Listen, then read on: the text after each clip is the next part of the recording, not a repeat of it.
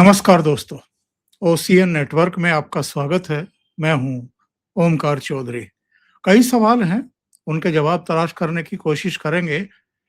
बड़ा सवाल तो ये है कि क्या पीओजेके पाकिस्तान के हाथों से फिसलने को अब तैयार है हो गया है? दूसरे, क्या आसिम मुनीर के बुरे दिन आने वाले हैं? और कारण हैं इसके, आदि जी बताएंगे आपको। और तीसरा सवाल, जो अमेरिका का अपाचे हेलीकॉप्टर गिरा है, किसने गिराया है? और उसके आप बाद से जिस तरीके से भन्नाए हुए हैं डोनाल्ड ट्रंप, उसके बाद होगा क्या? अभी तक तो शांति शांति ये सीज फायर चिल्लाया जा रहा था, कहा जा रहा था कि होने ही वाला है बस। ये फिर शुरू हो गया है। इसका नतीजा क्या निकलेगा? और एक और महत्वपूर्ण सूचना, 12 परमाणु बमों की तैनाती स्ट्रेटेजिकली भारत कर रहा है। इसकी अचानक क्यों जरूरत पड़ गई है? तो आदि अचिंत जी जुड़ गए हैं, उनका स्वागत कर लेते हैं। बहुत अभिनंदन है आदि जी, थैंक नमस्कार। You sir. नमस्कार। तो आदि जी, पीओजेके से शुरू किया जाए। जो हालात वहां क्रिएट हो रहे हैं और ये बार बार हो रहे हैं, मैं देख रहा था कि कब कब फायरिंग हुई है, कब कब लोग मारे गए हैं।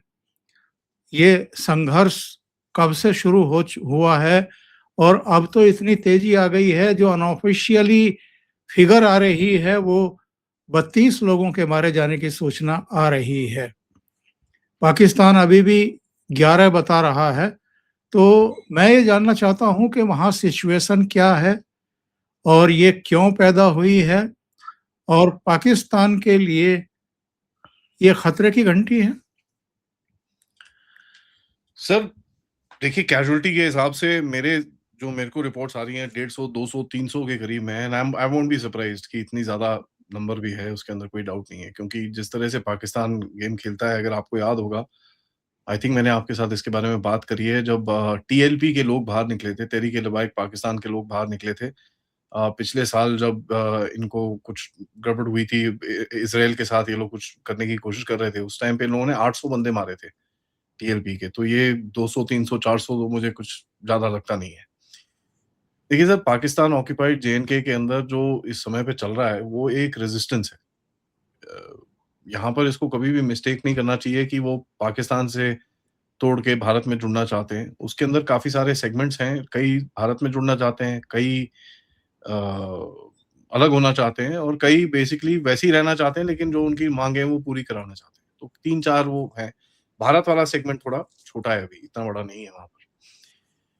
तो आप जब इसको देखते हैं पीओजेके में, और वहाँ पर जो अभी बाय द वे खबर आई है कि पाकिस्तानी आर्मी का एक हेलीकॉप्टर को किसी ने गिरा दिया वहाँ पर पीओजेके के अंदर। तो हालत थोड़ी हाथ से बाहर जा रही है सर पाकिस्तान के। अ, जमा जॉइंट अवामी एक्शन कमेटी जो वहाँ पर एक बनी है, वो एक ग्रास रूट लेवल ऑर्गेनाइज़ेशन है, जो मतलब ट्रेडर्स हैं, ऑटो रिक्शा वाले हैं, ट्रक वाले हैं, इन सब लोगों से वो बनी है ऑर्गेनाइज़ेशन, और उन्होंने जो चीज़ें माँगी है, वो कोई इतनी बाहर की चीज़ें नहीं है कि पाकिस्तान उसको मान नहीं सकता। जी। बट अगर पाकिस्तान वहाँ मानेगा, तो फिर उसको बाकी भी जगह से ऐसी ही चीज़ें आएँगी। बेसिकली क्या है सर, बिजली से शुरू हुआ था, बिकॉज़ यहाँ पर क्या है, वो हाइड्रो पावर के प्रोजेक्ट्स हैं। ₹4 पर यूनिट की बिजली का कॉस्ट बनता है, और ये ₹40 में वहाँ पर बेचते हैं। तो उसमें वो गुस्सा होते हैं लोग कि यार, हमारे यहाँ से तुम बिजली लेके जाते हो, उसके बाद हमको ही बेचते हो ₹40 की, ये क्या है? तो उन्होंने काट के फिर ₹15 कम किया था, ये किया था। थोड़ा बहुत एडजस्टमेंट करते रहते हैं। इस समय पर आके इन्होंने जो जेएएसी है, उसके बंदों को इन्होंने टेररिस्ट डिक्लेयर कर दिया है। और इनके 4 मेन लीडर्स को ढूँढने के लिए ये लोग बेसिकली ₹1 करोड़ का पर पर्सन ₹1 करोड़ का इनाम भी दे रखा है इन लोगों ने। संगठन को बैन कर दिया है। जी। बैन सर, टेररिस्ट डिक्लेयर कर दिया उसको। बैन तो किया, टेररिस्ट डिक्लेयर कर दिया उसको। अब इनके लीडर्स के लिए वो 1-1 करोड़ रुपए माँग रहे हैं। इसमें से जो बंदे हैं, सुनने में आ रहा है कि 70-80 बंदों को ऑलरेडी इन्होंने उठा लिया है। और उनकी मारम-पिटाई और ये सब चीज़ें वहाँ पर चल रही हैं। तो पाकिस्तान में अगर आप ये देखेंगे, इसका कोई ईज़ी सॉल्यूशन दिखता नहीं है, बट ये पैसे-पूसे खिलाने की कोशिश करेंगे। थोड़ा 1-2 दिन लड़ने के बाद यहाँ पर बोलेंगे, अच्छा जी हम बात करते हैं, पैसे-वैसे खिलाते हैं, कुछ ठंडा करने की कोशिश करेंगे। ये इनका हमेशा से एक टैक्टिक रही है कि पहले लड़ाई कर लो, उसके बाद पैसे-पूसे खिला दो, उसके बाद कहीं न कहीं थोड़ा ठंडा कर लो एंड फिर निकल लो वहाँ से पतली गली से सॉर्ट ऑफ अ थिंग। ये इनकी कोशिश हमेशा रहती है। तो ये सिचुएशन है वहाँ पर, बड़ी गरम सी सिचुएशन है जहाँ पर लोग सड़कों पे उतरे हुए हैं और ये नहीं है कि 1000-1200 लोग हैं, सब पूरे-पूरे शहर उतरे हुए हैं सड़कों पे। आई मीन ये पहले कभी हमने ऐसा देखा नहीं है। ये बड़ा यूनिक सा एक एक सिचुएशन है जहाँ पर जैसे आप मुज़फ़्फ़राबाद या इस जगहों पे जाएँगे, कोठी में, मीरपुर है, राम हाँ, मुज़फ़्फ़राबाद है, सो कई को जगहों पे बंद है पूरी तरीके से आज। तो उन्होंने कर्फ्यू लगा रखा है, पूरा-पूरा सड़कें ब्लॉक कर रखी हैं। सीपीईसी की जो मेन सड़क ऊपर जाती है नॉर्थ में, वो ब्लॉक कर रखी है। ये और बाय द वे ये लोग पूरी तरह से प्लान्ड है सर। इन्होंने कम से कम 1 डेढ़ महीने का सामान अपने पास रखा हुआ है। ये लोगों ने पहले ही अनाउंसमेंट करी थी कि हम ये सब करने वाले हैं और सब लोगों को ये हिदायत दी थी कि 1 डेढ़ महीने का सामान अपने पास रख लो, क्योंकि हम ब्लॉक करेंगे और हम लॉकडाउन करेंगे इस जगह को। अब वो लॉकडाउन जो इन्होंने करा है अ, उसके हिसाब से आप देखें लॉकडाउन तो काफ़ी सक्सेसफुल है, क्योंकि कुछ भी वहाँ पर इकोनॉमिक एक्टिविटी तो चल नहीं रही है और पाकिस्तानी आर्मी को उधर पे मूव करने में प्रॉब्लम हो रही है। पहले दिन पे जब इनके झगड़े हुए थे, इन्होंने तो पतलूनें उतार के भागे थे वहाँ से। मुझे समझ नहीं आता पाकिस्तान की जब भी कुछ होता है अपनी पतलून कैसे उतर जाती है इनकी, क्योंकि पहले ही वो उछलनी शुरू हो गई थी। तो ये आपको एक वो जो साइकोलॉजिकल एंगल है उनको भी ये समझ में आता है कि ये देखो पतलूनें उतारेंगे तो काफ़ी बेइज़्ज़ती होती है पाकिस्तानियों की। तो आप देख रहे हैं वही पतलूनों का कार्यक्रम ये बे पूरा वो कार्यक्रम चल रहा है। तो इनको भी पीओजेके वाले लोगों को भी पता है कि ये जगहों पे पाकिस्तान को अगर छेड़ोगे तो इनको थोड़ा वो दर्द होएगा। और इसके साथ-साथ सर आपको ये भी देखना है कि इसके साथ-साथ बलोच भी मार रहे हैं, इसके साथ-साथ पश्तून भी मार रहे हैं। तो ये अगेन पहली बार ये ऐसा देखा है जहाँ पर 5 जो सो कॉल्ड प्रोविंसेस हैं पाकिस्तान के, उसमें से 3 में इनकी जम के कुटाई हो रही है, जम के एकदम मतलब ज़बरदस्त तरह से कुटाई हो रही है।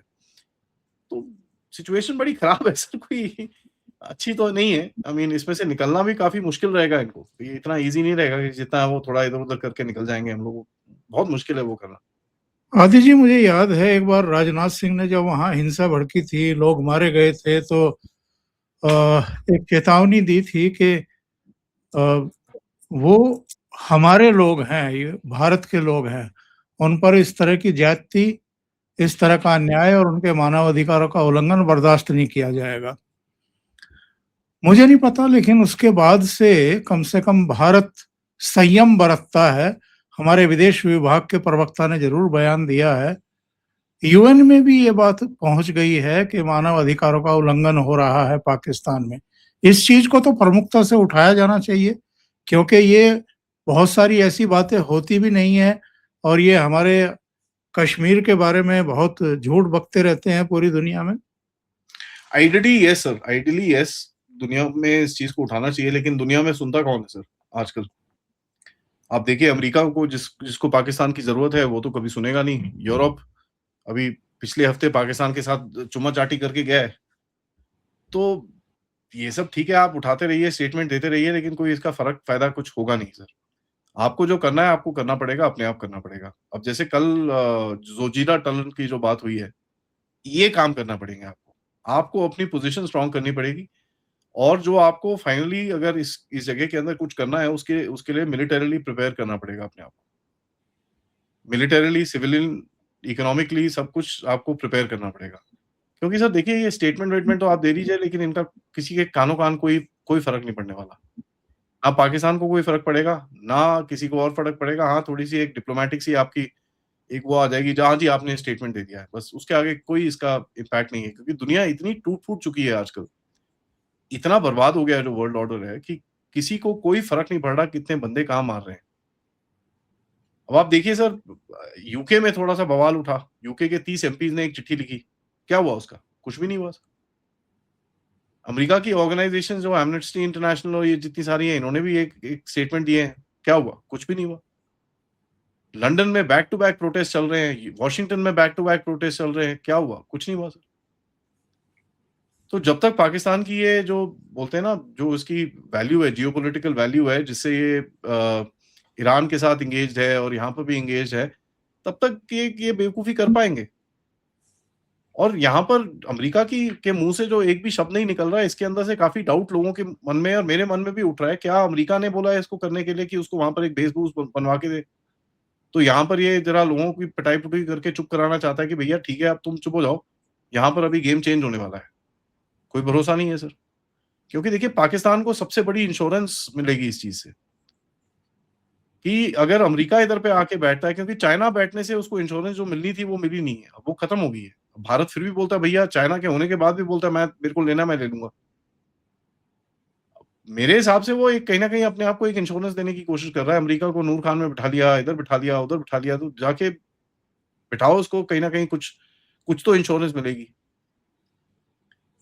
क्योंकि इसके पास देखिए सर, आपको मैं बताऊँ, पीओजे के भेजने के लिए इन्होंने रेंजर्स और पुलिस ऑफिसर्स को पंजाब में इकट्ठा करा। वहाँ पर कितने लोगों ने बोला भैया हम नहीं जा रहे, हम नहीं जाएँगे वहाँ पर। उनके ऊपर ये कार्यवाही कर रहे हैं अभी। उधर पे पुलिस ऑफिसर्स जो हैं सर, जो पीओजे की पुलिस है, जो ये जिसको ये आज़ाद कश्मीर की पुलिस बोलते हैं, वो प्रोटेस्टर्स के साथ लड़ रही है आजकल। आधी प्रोटेस्टर्स के साथ है, आधी सिक्योरिटी फोर्सेस में के साथ है। किसी को कोई पता नहीं है कि कौन किसके साथ बैठा है, क्या हो रहा है, क्या नहीं हो रहा। तो सिचुएशन काफ़ी खराब है, आउट ऑफ कंट्रोल टाइप है। अब ये इनका प्लान था कि नहीं था, ये तो थोड़ा टाइम के बाद वक़्त ही बताएगा, बिकॉज़ जितना ये क्रैकडाउन करेंगे, जितना ये लोगों को प्रताड़ित करेंगे, वहाँ पर 2 चीज़ें हो सकती हैं, या तो गुस्सा ऊपर से उभरेगा और एक एंड गेम की तरफ जाएगा वो। अब वो एंड गेम की तरफ जाएगा मतलब वो भगाएँगे फिर पाकिस्तानियों को वहाँ से। नहीं तो फिर ये मान जाएँगे फिर से।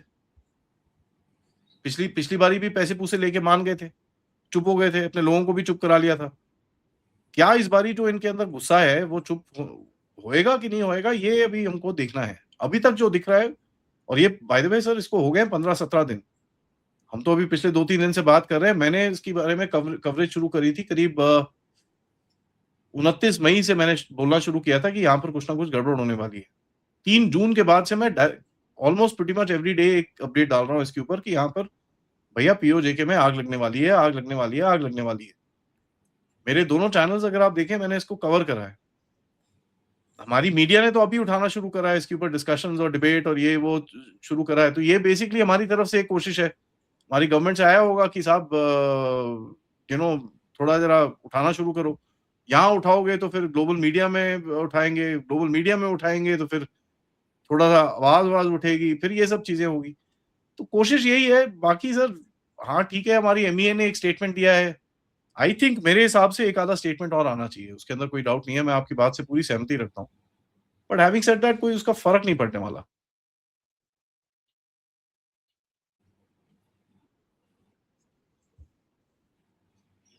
और ये क्या हो रहा है जब मुंह उठाते हैं, अफगानियों को मार डालते हैं आसिम मुनीर।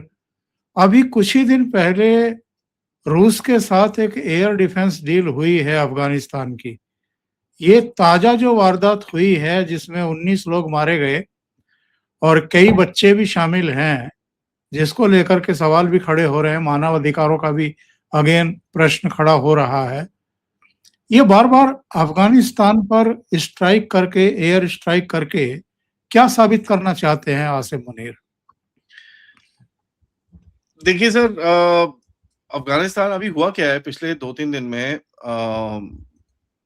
ये टीटीपी ने भी इनकी बैंड बजानी बड़ी ज़ोर से शुरू करी है। 1-2 दिन पहले इन्होंने पेशावर में एक हमला किया जिसमें 11 इनके बंदे मारे, और 11 बंदे मारने के बाद इनके 6 बंदे उठा के ले गए टीटीपी वाले। इन्होंने एक ऑपरेशन लॉन्च करा है जिसका नाम है ऑपरेशन खैबर। उस ऑपरेशन खैबर के तहत इन लोगों ने सदर्न पंजाब में हमले करने शुरू करे हैं। कल रात से आज सुबह तक 14 से ज़्यादा हमले हो चुके हैं सदर्न पंजाब और केपीके के अंदर, 14 से ज़्यादा। अब आप सोच लीजिए सर, यहाँ पर एक जगह पे छोटा-सा पटाखा बजता है, पूरा देश हिल जाता है, और वहाँ पर 14-15 हमले रोज़ के होते हैं। कोई नहीं यार, ठीक है, बल्ले-बल्ले, कोई टेंशन नहीं है। तो आप इसको देखें, उसको उस कॉन्टेक्स्ट में डालना पड़ेगा कि जभी भी टीटीपी इस तरफ कुछ करती है, तो ये लोग अफ़गानिस्तान की तरफ हमला करते हैं वापस। क्योंकि ये बोलते हैं कि भई टीटीपी को अफ़गानिस्तान सपोर्ट कर रहा है, जो सही है, अफ़गानिस्तान सपोर्ट कर रहा है, लेकिन टैक्टिकल ऑपरेशंस में वो नहीं सपोर्ट करते। टीटीपी को इनकी ज़रूरत नहीं है कि डे टू डे के चीज़ों में चाहिए उनको। वो उनके पास अपने आप सब कुछ चीज़ें हैं सर, और वहाँ पर पूरा इकोसिस्टम है पाकिस्तान के अंदर, बंदूकों का, एम्युनिशन का और ये सब चीज़ों का, जिसमें आई मीन जहाँ पर ये केपीके की बात कर रहे हैं, केपीके में पाकिस्तान का कंट्रोल ही नहीं है। तो अगर आप इस सिचुएशन को देखें, तो इनको कहीं न कहीं तो गुस्सा निकालना ही है। तो ये जाके ज़रा पत्तिका के अंदर, कोस्ट के अंदर, कुनार के अंदर, जो एकदम बॉर्डर के ऊपर है, वहाँ जाके ये एयर रेड करके आ जाते हैं, बच्चे मार के आ जाते हैं फिर से।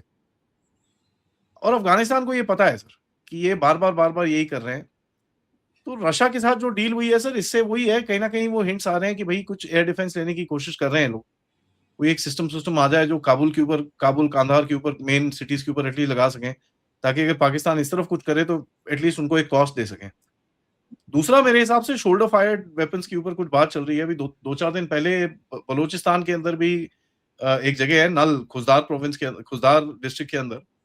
वहाँ पर एक पाकिस्तानी आर्मी का एक अटैक हेलीकॉप्टर को गिरा दिया इन लोगों ने। और वही शोल्डर फायर्ड मिसाइल से उन्होंने गिराया है। तो वेपन्स की तो कुछ बात है सर। एंड यहाँ पर देखिए, मैं कुछ किसी तरफ हिंट नहीं करना चाहता, लेकिन आप भी कोई चुप तो बैठोगे नहीं। आप भी उल्टे काम करोगे इसमें। ठीक है? अब क्या करेंगे, कैसे करेंगे, क्या नहीं करेंगे, वो मोदी जी हमको व्हाट्सएप तो भेजने नहीं वाले। बट आपको 2 एंड 2 चार्ज करना ही पड़ता है। देखिए, अगर आपका दुश्मन है, तो वो आपके साथ उल्टे काम कर रहा है, तो आप भी उसके साथ उल्टे काम करोगे इतना।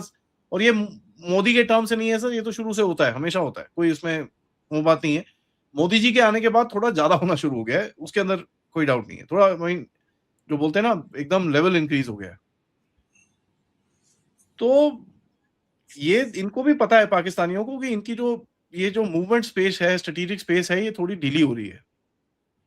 एंड ये दूसरा क्या होता है सर, टॉपिक चेंज करने की भी कोशिश होती है। इनकी अपनी मीडिया के अंदर जहाँ पीओजेके की बात चल रही होगी, इन्होंने अभी ये करके टॉपिक चेंज कर दिया कि देखो हमने अफगानिस्तान को जाके ठोक दिया, अफगान हमारे पे आँख उठा रहे थे, भारत के बोलने से, और हमने जाके उनको ठोक दिया। ये तो वो एक नैरेटिव करने की बात करते हैं ये लोग। इनकी कोशिश वही है, और आप इनकी मीडिया को देखेंगे, आपको ये दिखेगा। सुबह से ये लोग अभी अफगानिस्तान की तरफ फोकस करना शुरू कर दिया है। इन्होंने पीओजेके पे अपना फोकस पूरी तरह से हटा दिया है। तो ये कोशिश इनकी ये रहती है कि किसी तरह से नैरेटिव को चेंज करें, और किसी तरह से जो फोकस पूरा इस तरफ आ रहा है, उसको चेंज करके कहीं और लेके जाएँ।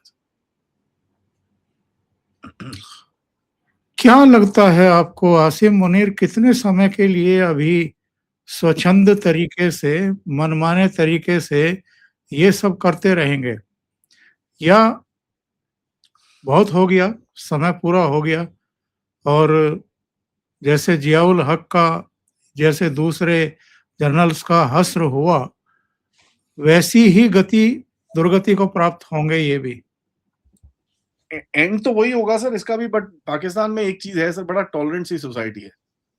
इन द सेंस, वो ये प्रताड़िता सहन करने की सहनशीलता बहुत ज्यादा है इनके अंदर, बहुत ज्यादा है। और ये बार बार करते हैं सर। इन्होंने पंजाब में बंदे मारे, इन्होंने बलूचिस्तान में बंदे मारे हैं, इधर केपीके में मारे हैं, इधर पे मारे हैं, उधर पे मारे हैं। हर जगह इन्होंने बंदे मारे हैं। इन्होंने अपनी आर्मी के बंदे मारे हैं। इतने मरते हैं रोज इनके, बट कभी भी आर्मी के अंदर से कोई बवाल नहीं उठा है। बवाल तब उठेगा सर जब आर्मी और आईएसआई के बीच में पंगे शुरू होंगे। और वहां पर मेरे को अभी दिखता है कि कहीं ना कहीं कुछ गड़बड़ होती हुई दिख रही है, क्योंकि जिस तरह से आईएसआई की तरफ से, आईएसआई का काम ये होना चाहिए कि जितने भी अटैक्स हैं उनके ऊपर, उनके बारे में पहले उनके पास चीजें हो, तो इंफॉर्मेशन हो, ताकि वो बचा सके उसको। वो कर नहीं पा रहे हैं। ये तो बड़ी क्लियर सी चीज है कि आईएसआई का जो एक मेन मैंडेट है कि पाकिस्तान के अंदर बाहर की जो सुरक्षा है उसको ध्यान देना, वो कर नहीं पा रहे हैं। हमारी तरफ से भी देखिए अननोन गनमैन और ये सब चीजें जो चल रही हैं, इसका कहीं न कहीं ब्लेम तो आता ही है कि यार हो क्या रहा है भाई, बंदे ठुक रहे हैं, कहीं रोको इस चीज़ को, क्या हो रहा है ये? बंद करो इसको। वो हो नहीं पा रहा। तो कहीं न कहीं अभी 1 डेढ़ हफ्ता पहले मैंने रिपोर्ट करा था सर, एक 408 करके एक बटालियन है मिलिट्री इंटेलिजेंस की, जिसके अफसरानों को बुलाया इसने वहाँ पर मिलिट्री इंटेलिजेंस के हेडक्वार्टर में, वहाँ पर ब्रीफिंग-शीफिंग करी है कि भाई साहब ज़रा आईएसआई में जाके तुम ज़रा खोल-फाली करो, ये क्या हो रहा है? तो ये आईएसआई के अंदर घुसे हैं। वहाँ पर कोई 4-6 अफ़सरों को इन्होंने मतलब लाइन पे लगाया है, और ये हुआ था, आपको याद होगा, जब साइफ़र निकला था इमरान खान का। वो कहीं से तो लीक हुआ ना सर। तो ये बड़ा गुस्सा हुआ था उस टाइम पे। एंड उसमें फिर आईएसआई के अफ़सरों के ऊपर थोड़ी-सी अभी अब देखिए, आपको ये जान के हैरानी होगी, मिलिट्री इंटेलिजेंस वाले अपनी इंटेलिजेंस सर्विस जो आईएसआई है उसके ऊपर नज़र रखे बैठे हुए हैं। तो ये जो बोलते हैं ना, ट्रेन की पटरी पटरी उल्टी है और गाड़ी सीधी चल रही है, ये वही कुछ हालत है। अब क्या आईएसआई इस पे रिएक्ट करके कुछ करती है कि नहीं करती, ये टाइम बताएगा। क्योंकि देखिए सर, आईएसआई का भी जो अभी आप देखेंगे जिस तरह से उसके हाथ भरे हुए हैं पूरी तरह से, चारों तरफ उसके ऊपर अभी हमले चल रहे हैं, तो ऑब्वियसली उसकी भी कैपेसिटी जो है, वो करने की कैपेसिटी जो है वो कम है। एंड इस टाइम पे जो उनके पास कॉन्टिनेंटल थ्रेट है, एक भारत से थ्रेट है, अफगानिस्तान से थ्रेट है, ईरान से भी कुछ हो सकता है, तो वहाँ पर भी काफ़ी रिसोर्सेज़ इस टाइम पे जा रहे हैं इनके। काफ़ी जो सामान है, काफ़ी जो इनका बैंडविड्थ है, वो उधर पे भी जा रहा है। तो इनके पास भी इतना वो नहीं है। एंड आसिम मुनीर का ऐसे ही कुछ होगा टेढ़ा-मेढ़ा सा, बट मैं नहीं चाहूँगा सर, मैं चाहूँगा कि उसको थोड़ी-सी मतलब वो ठीक-ठाक रहे, क्योंकि वो बहुत बढ़िया काम कर रहा है हमारे लिए सर। पाकिस्तान की जो हालत इसने करी है 2-3 साल के अंदर, अब वो हमको 10 साल लग जाते हैं यही करते-करते। तो उसने इतना बढ़िया काम करा है, तो हम क्यों चाहेंगे कि उसको उसको कुछ हो? और अब जरा आदि जी ईरान की तरफ चलते हैं। क्या हुआ है अचानक? अचानक तो नहीं, संघर्ष की खबरें, हमलों की खबरें, स्ट्राइक की खबरें बीच-बीच में भी आ रही थी। मीडिया में उस तरीके से आनी बंद हो गई थी। वरना इज़राइल पर भी अटैक हो रहे थे, ईरान में भी अटैक हो रहे थे, लेकिन वो चीज़ें बाहर नहीं निकल रही थी। अचानक अपाचे गिरा अमेरिका का, तो फिर सुर्खियां बननी शुरू हुई। और मैं देख रहा था, अगर मैं गलत नहीं हूं, महत्वपूर्ण ड्रोन से लेकर के और आपके F-16, A-10, MQ-9 जो इनका ड्रोन है, कुल मिलाकर के अब तक 42 काम आ चुके हैं अमेरिका के भी। ये 43 हो गया सर, ये मिला के। हाँ, तो ये जो है, ये तो अमेरिका की बहुत भद नहीं पिट रही है, और एक युद्धपोत में आग लगने की खबरें भी अब सामने आ चुकी हैं। तो ये सब ऐसे ही थोड़ा हो रहा है। वैसे तो ये अपने आप को अजेय बताता था कि हम पर कोई आँख उठा ही नहीं सकता है। हमारे पास तो ऐसे हथियार हैं, हम तो इतना सुपर पावर हैं और हम दूसरों को तबाह कर सकते हैं, हमारी तो कोई तबाही हो ही नहीं सकती। तो इनकी मार्केट भी खराब हो रही है। सर वो बात तो है, उसमें कोई डाउट नहीं है। लेकिन अमेरिका को इन चीज़ों से कोई फ़र्क नहीं पड़ता सर, क्योंकि ये सब चीज़ें जब होती हैं, उनकी डिफेंस इंडस्ट्री को और ऑर्डर मिलते हैं, और उनका अंदर से गेम वो वो सब अपनी एक-दूसरे की पीठ खुजाने में बैठे रहते हैं। तो इनके जहाज-वहाज गिरते हैं, तो हाँ ठीक है, ब बड़ी 40 गिरे, 100 ऑर्डर कर दो। तो ये इनका डिफेंस इंडस्ट्री का, और वहाँ पर इतनी डीप लॉबीज़ हैं जिसके अंदर ये काम करते हैं। वो लॉबीज़ के बीच में आपको इनको दिखेगा कि कहीं न कहीं ये सब साइड हो जाता है सर। लेकिन सर देखिए, ओवरऑल देखिए, अभी ये अपाचे हेलीकॉप्टर गिरा है। ये कहीं पे ईरान के आस-पास कहीं घूम रहा था। इन्होंने कुछ मारा इसको, गिर गया। अमेरिकन्स ने एक बड़ी इंटरेस्टिंग सी चीज़ करी, इन्होंने एक एक अनमैन्ड ड्रोन भेजा है, पायलट को रेस्क्यू करने के लिए, और वहाँ से जाके निकाल के ले आए अपने पायलट्स को। तो अगर आप देखें, ईरान के पास भी कैपेबिलिटी है, अमेरिका के पास भी कैपेबिलिटी है। बीच में इज़राइल बैठा है। इज़राइल बोलता है भैया ईरान को तो मैं छोड़ूँगा नहीं। ईरान ने रॉकेटें मारी इज़राइल के ऊपर, उसने उठा के, ट्रम्प ने बोला नहीं, नहीं, नहीं मत मार, मत मार, मत मार। उसने बोला भाड़ में जा तू, तेरा मत मार, मैं तो मारूँगा। उसने जाके मार दिया वहाँ पर। और जिन जगहों पे मारा है, बड़ी इंटरेस्टिंग सी जगह है सर, कोई रैंडम ऐसी जगह नहीं है। कभी बैलिस्टिक मिसाइल की फैक्ट्री है, उनके न्यूक्लियर प्लांट के पास मारा है, और उसने बड़े इंटरेस्टिंग जगहों पे मारा है उसने इज़राइल। अभी डोनाल्ड ट्रम्प का बस ये शो शुरू होने, रिकॉर्ड शुरू होने से पहले सर अभी ट्वीट आया है कि भाई ईरान को मैं वार्निंग दे रहा हूँ, अब बहुत टाइम से तुमको बोल रहा हूँ डील कर लो, नहीं तो अब मैं बैंड बजाऊँगा। तो वो भी शुरू हो गया है। देखिए सर, ये वॉर खत्म करना नहीं चाहते अमेरिका, क्योंकि ये जितना टाइम तक ये चल रहा है ना सर, अमेरिका को बहुत फ़ायदा हो रहा है। लोग ये चीज़ नहीं समझ पा रहे। क्यों? क्योंकि जो मिडल ईस्ट के अंदर एक ऑयल की जकड़-पकड़ थी, वो पूरी तरह से टूट चुकी है। अब दुनिया के अंदर अगर ऑयल का कोई सेंटर है, वो मिडल ईस्ट नहीं है सर। वो है रशा, वो है अमेरिका, कनाडा, वो है साउथ अमेरिका, और थोड़ा बहुत अफ्रीका बाहर निकल रहा है। उसके बाद उसके बीच में कहीं पे मिडल ईस्ट बैठता है। पहले जभी भी हम तेल बोलते थे, तो मिडल ईस्ट का नाम ही निकलता था बस। गल्फ कंट्रीज़ हैं, अरब नेशंस हैं, वो तेल देती हैं। बाकी और किसी का कोई नाम नहीं लेता था। हमारे दिमाग में एक वो सेट था। इससे क्या हुआ है सर, जो वेस्ट एशिया में जो देश थे उन्होंने अमेरिका के डोमिनेंस को थ्रेटन करना शुरू करा कि भैया अगर आप हमारी नहीं सुनोगे तो हम आपका तेल डॉलर में नहीं बेचेंगे। इन्होंने वो पूरा तोड़ दिया है, पूरा गेम तोड़ दिया है उससे, और इससे इनको फायदा हो रहा है सर। 80-90 रुपए, 90 डॉलर इस टाइम पे 90 से ऊपर ही चल रहा है तेल का भाव। तो अमेरिका अगर 13-20 बिलियन बैरल बेच रहा है, 13-15 मिलियन बैरल दिन के बेच रहा है, तो उसको तो फायदा फुल पावर हो रहा है। साउथ अमेरिका में सर देख लीजिए, वेनेजुएला है, वेनेजुएला से फिर वही अमेरिका आ जाता है। कनाडा है, कनाडा की जो तेल की जो इंफ्रास्ट्रक्चर है सर, 56% अमेरिका की कंपनीज ओन करती हैं, तो उसको वहां पे भी फायदा हो रहा है। यूरोप पूरी तरह से उसके ऊपर डिपेंडेंट हो जाएगा थोड़े टाइम पे। आपको भी लेना पड़ रहा है वहां से एलपीजी और ये सब चीजें आपको लेना पड़ रहा है, क्योंकि दुनिया में अभी इस टाइम पे कतर नहीं है, तो कहीं से तो लोगे आप। अभी आप ओमान से लेनी थोड़ी शुरू कर रहे हो, तो आप भी धीरे धीरे करके चेंज कर रहे हो। ओमान से, अर्जेंटीना से, अभी अदानी साहब की वहां पर 10 साल की डील हुई है गैस के लिए, वहां पर अर्जेंटीना में। वेनेजुएला की प्रेसिडेंट यहाँ पर आई हुई थी। तो एक ऑल्टरनेटिव एनर्जी स्ट्रक्चर जो बोलते हैं ना, एक अलग सा एनर्जी का स्ट्रक्चर उभर रहा है, और अमेरिका को ये बहुत सूट करता है सर। प्लस दूसरी चीज क्या है सर, अगर ईरान पूरी तरह से सीधा हो जाता है, तो यहां पर कोई, कैसे बताऊं सर, कोई थ्रेट नहीं बचता। अगर कोई थ्रेट नहीं बचता तो अमेरिका के इतने सारे जो बेस है यहां पर, वो क्या करेंगे? तो बिल्कुल। कभी चाहेगा नहीं कि ईरान पूरी तरह से टूट जाए, अधमरा टाइप छोड़ दें, ताकि वो जो एक उसका रिक्वायरमेंट है अमेरिका की इस रीजन के अंदर, वो बनी रहे। इसका, इन सबका मेन टारगेट चाइना था सर। अब चाइना की इसने बैंड अच्छे से बजा दी है, उसमें कोई डाउट नहीं है, क्योंकि जो चाइना का एक फ्री फंड में वो इधर से उधर से तेल तूल ये वो कर रहा था, सारा कुछ उसने तोड़ दिया पूरा।